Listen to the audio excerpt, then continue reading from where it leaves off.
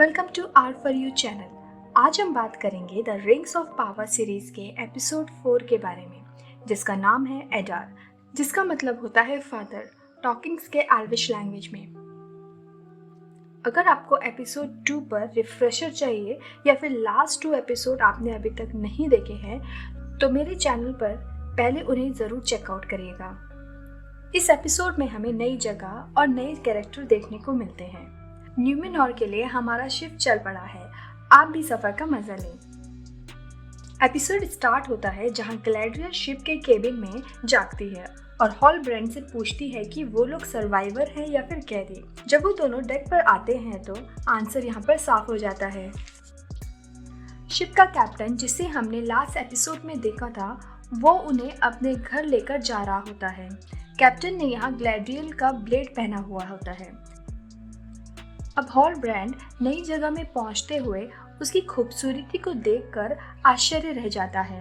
ग्लैडियर उसे बताती है कि वो तारू की भूमि में है, सारे रेन्स के सबसे पश्चिमी जगह पर, और ये आइलैंड किंगडम है न्यूमेनॉर।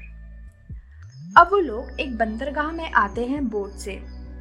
सारी बिल्डिंग की यहाँ पे वाइट वॉश होती हैं, बड़े लंबे पेड़ और समुद्र नीला होता है। ये एक बहुत ही खूबसूरत जगह है। ग्रीस के आइलैंड भी इसके आगे कुछ नहीं। ग्लैडियल हॉलब्रेंड को बताती है कि ये लोग यानी ह्यूमंस एल्व्स के साथ मिलकर लड़ाई लड़ी थी और इसीलिए एल्व्स ने उन्हें ये आइलैंड रिवॉर्ड के रूप में दे दिया था। पर न्यूमेनॉर ने उनसे ये रिश्ता तोड़ दिया। तब से यहाँ एल्व्स का आना बंद हो गया। यहाँ न्यूमेनॉर की क्वीन रेजेंट मिरल है। ग्लैडियल क्वीन से मिलकर उनसे एक शिप मांगती है मिडिल अर्थ जाने के लिए, पर क्वीन और उसका एडवाइजर फेराजॉन इससे अग्री नहीं करते। फिर ग्लैडियल उन्हें चुनौती देती है लड़ने के लिए, लेकिन हॉलब्रेंड यहाँ सबको संभाल लेता है और वो बोलता है कि क्वीन कुछ दिन सोच ले और फिर हमें जवाब दे। सब एग्री करते हैं और उन दोनों को 3 दिन इस आइलैंड में रुकने का परमिशन मिल जाती है।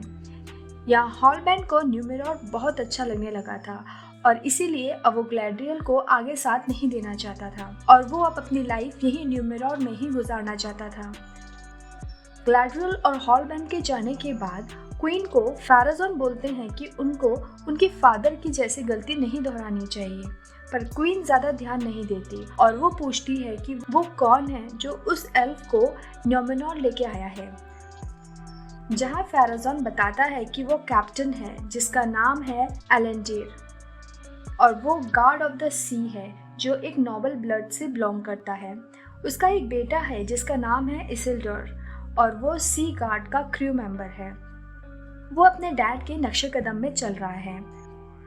अब इसिल्डोर को बुलाया जाता है, जिसे समुद्र से किसी की बुलाने की आवाज़ आ रही होती है और वो इस वजह से अपनी सी गार्ड की प्रैक्टिस ध्यान से नहीं कर पा रहा था। और जब वो वापस आता है तो उसके फ्रेंड उसको इसी बात में टोक रहे होते हैं। अब इसिल्डोर की सिस्टर एरिन आती है उसे पिक करने के लिए। एलेंडीर का मीनिंग होता है स्टार से प्यार करने वाला, पर क्वीन बोलती है कि उसका एक और मीनिंग है, एल्फ का फ्रेंड। एलेंडीर को लॉयल्टी टेस्ट कराने के लिए वो उसे ग्लैडियल पर नजर रखने को कहती है। यहाँ ग्लैडियल इस आइलैंड से निकलना चाहती है और वो बोट ढूंढ रही होती है, इसीलिए वो भागने की कोशिश करती है। गार्ड उसे ढूंढ रहे होते हैं।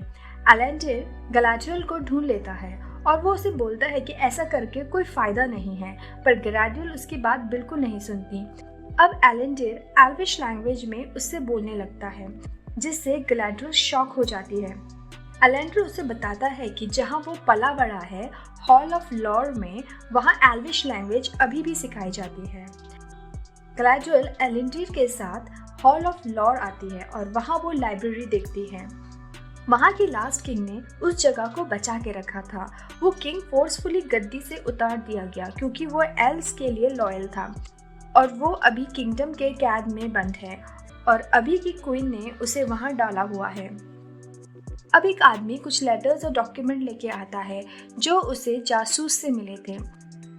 अब ग्लैडियल को वहाँ एक निशान दिखाई देता है डॉक्यूमेंट्स में। ये ऐसे ही निशान हैं जैसे उसको उसके भाई के बॉडी पर मरते हुए ग्लैडियल ने देखे थे। गैladriel को सडनली समझ में आता है ये कोई निशान नहीं है बल्कि ये मैप है साउथलैंड के लिए। मॉर्गोथ ने प्लान किया था एक ऐसी जगह बनाने का जहां शैतान छुपकर रह सके जब उनकी हार हो, जो कि शौरॉन को बनानी थी। यहाँ लास्ट टाइम जो वॉर हुई थी शौरॉन के साथ, उनकी एक सोची समझी साजिश थी और अब वो पूरी दुनिया पर कब्जा करने वाले हैं।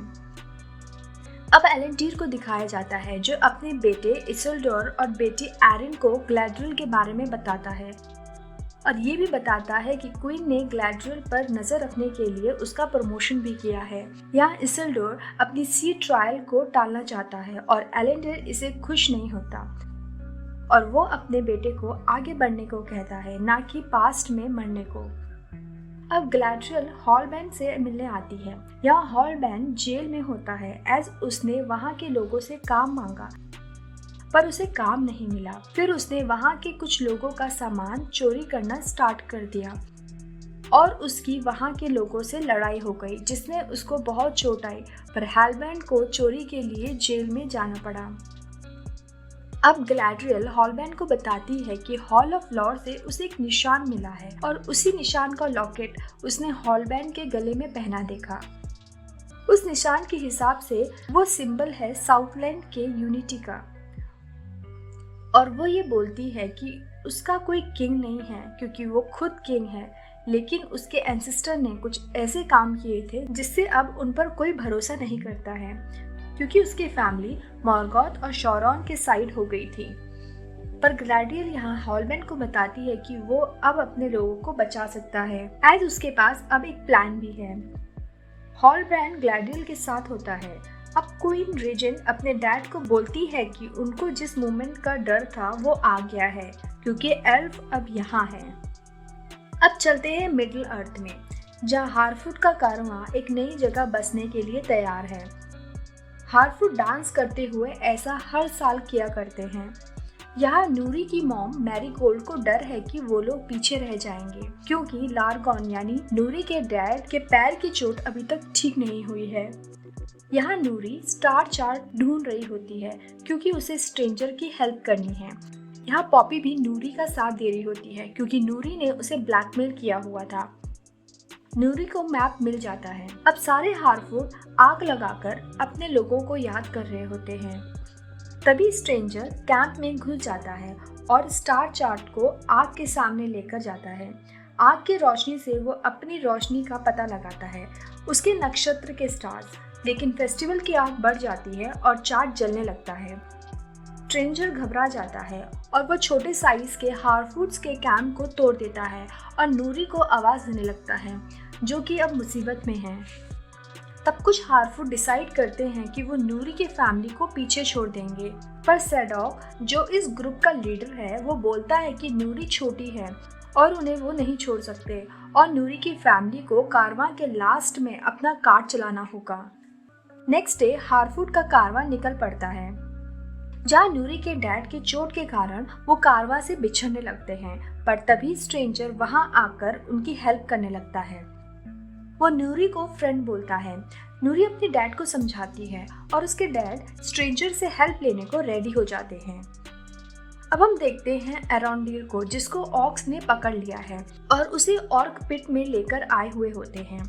वहाँ बहुत सारे लोगों को पकड़ा हुआ होता है और वो ऑक्स कुछ ढूंढ रहे हैं। ऑक्स यहाँ काफी चालाक भी हो गए हैं, इसलिए वो अभी तक एल्फ्स के गार्ड से बचते रहे हैं। अब एल्फ्स डिसाइड करते हैं कि वो यहाँ से भाग जाएंगे ऑक्स को धोखा देकर। ऑक्स धूप में नहीं आ सकते, इसीलिए वो एल्फ्स और ह्यूमंस को खुदाई करते रहने को कहते हैं और वो उन्हें हमेशा चेन से बांध कर रखते हैं।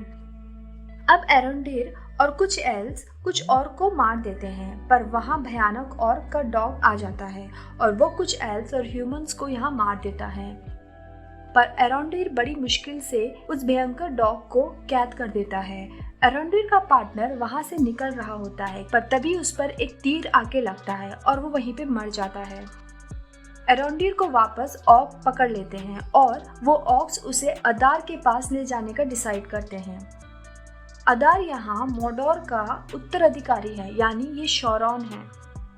और यही द रिंग्स ऑफ पावर का एपिसोड 4 एंड हो जाता है। अपनी व्यूज़ कमेंट में ज़रूर बताइएगा और अगर एक्सप्लेनेशन अच्छी लगी हो तो वीडियोस को लाइक और चैनल को सब्सक्राइब करिएगा। अब मैं मिलती हूँ नेक्स्ट एपिसोड के साथ। तब तक के लिए R4U चैनल के बाकी वीडियोस को एंजॉय करें। सी यू नेक्स्ट टाइम।